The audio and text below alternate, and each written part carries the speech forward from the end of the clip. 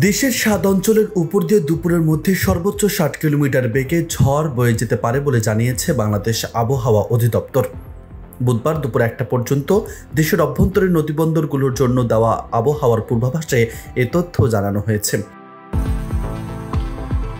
পূর্বাভাসে বলা হয়েছে, খুলনা, বরিশাল, পটুয়াখালী, নোয়াখালী, চট্টগ্রাম, কক্সবাজার এবং সিলেট অঞ্চলের উপর দিয়ে দক্ষিণ পূর্ব দিক থেকে ঘন্টায় ৪৫ থেকে ৬০ কিলোমিটার বেগে বৃষ্টি, বজ্রসহ বৃষ্টি, অস্থায়ীভাবে দমকা ঝড়ো হাওয়া বয়ে যেতে পারে।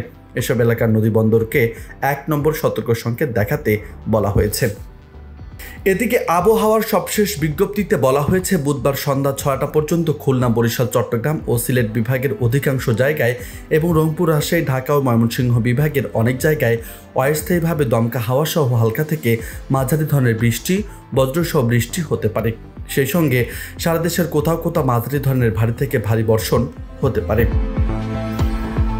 এদিকে ঢাকা ও আশেপাশের এলাকায় আজ আকাশ আংশিক মেঘলা থেকে অস্থায়ীভাবে মেঘলা থাকতে পারে বলে জানিয়েছে বাংলাদেশ আবহাওয়া অধিদপ্তর। এ সময়ের মধ্যে হালকা বৃষ্টির সম্ভাবনাও রয়েছে, ফলে গত কদিনের তুলনায় কিছুটা স্বস্তি পেতে পারে রাজধানীবাসী। নিউজ ডেস্ক, বার্তা 24।